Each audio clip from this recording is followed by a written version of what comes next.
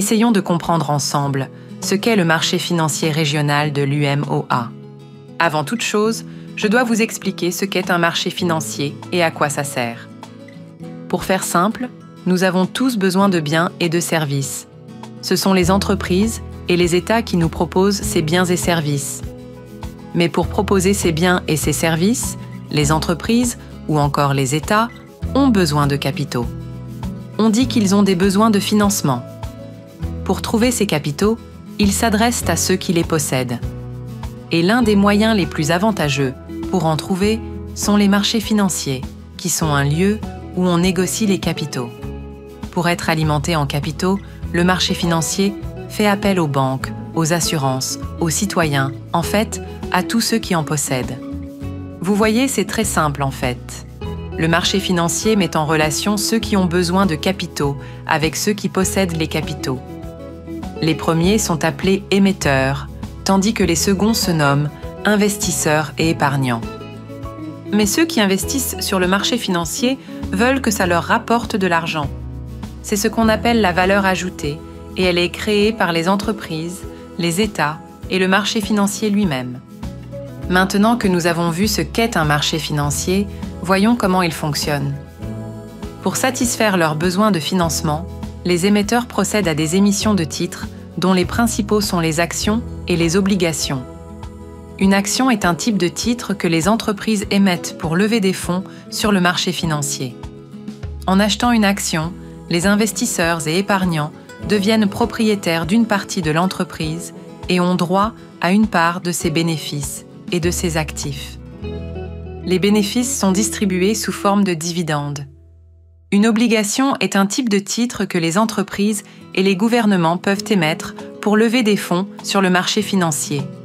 En achetant une obligation, les investisseurs et épargnants prêtent de l'argent à l'émetteur de l'obligation qui s'engage à rembourser le montant emprunté à une date ultérieure, appelée échéance, ainsi qu'à payer des intérêts réguliers jusqu'à cette date. Les obligations sont considérées comme des investissements plus sûrs que les actions, car elles offrent un flux de revenus régulier et un remboursement garanti à l'échéance. Cependant, les rendements des obligations sont généralement plus faibles que ceux des actions, car le risque est également plus faible. Les actions sont considérées comme des investissements plus risqués que les obligations, car leur valeur peut fluctuer en fonction de la performance de l'entreprise et des conditions du marché. Cependant, les actions offrent également un potentiel de rendement plus élevé que les obligations, car les investisseurs peuvent y gagner de l'argent grâce à l'appréciation de la valeur de l'action ainsi qu'aux dividendes versés par l'entreprise. Des entreprises spécialisées en finance, comme les organismes de placement collectif, constituent alors des produits spéciaux, composés d'actions, d'obligations, plus d'autres produits financiers. Ces produits spéciaux sont étudiés par des experts pour donner plus de garanties aux investisseurs. Il est donc plus rassurant d'acheter ces produits spéciaux. À noter qu'il existe aussi d'autres types d'entreprises spécialisées en finance. Il peut y avoir de nombreux acteurs qui agissent sur le marché financier, mais finalement, retenez qu'il y a des émetteurs qui proposent des produits financiers et des investisseurs qui les achètent. Voilà pour le principe de base. Mais en réalité, le marché est divisé en deux. Le marché primaire et le marché secondaire, communément appelé la bourse. Le marché primaire est le marché où les entreprises émettent de nouveaux titres, tels que des actions ou des obligations, pour lever des fonds auprès des investisseurs et épargnants. Ceux-ci achetant ces titres directement auprès de l'entreprise émettrice. Et l'argent collecté est utilisé pour financer la croissance et l'expansion de l'entreprise. Le marché primaire est donc le marché où les titres sont émis pour la première fois. Le marché secondaire, en revanche, est le marché où les investisseurs et épargnants achètent et vendent des titres qui ont déjà été émis sur le marché primaire. Les transactions sur le marché secondaire n'impliquent pas l'entreprise émettrice, mais plutôt des investisseurs et épargnants qui achètent et vendent des titres entre eux. Le marché secondaire permet aux investisseurs et épargnants de liquider leurs positions, transformer les titres en cash et de réaliser des gains ou des pertes en fonction de la performance des titres. La principale différence entre le marché primaire et le marché secondaire est donc que le marché primaire est le marché où les titres sont émis pour la première fois, tandis que le marché secondaire, la bourse, est le marché où les titres sont échangés entre investisseurs et épargnants. Le marché primaire est donc important pour les entreprises qui cherchent à lever des fonds, tandis que le marché secondaire est important pour les investisseurs et épargnants qui cherchent à acheter et vendre des titres pour réaliser des gains ou des pertes. Sur le marché secondaire ou marché boursier, l'offre et la demande sont les deux forces qui déterminent le prix des titres.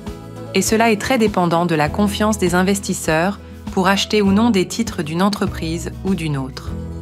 Si l'offre est supérieure à la demande, les prix des titres ont tendance à baisser, tandis que si la demande est supérieure à l'offre, les prix ont tendance à augmenter. Le prix de ces produits financiers varie en bourse tous les jours. Les marchés financiers sont très importants car ils permettent aux États et aux entreprises de lever des fonds et de financer leur croissance.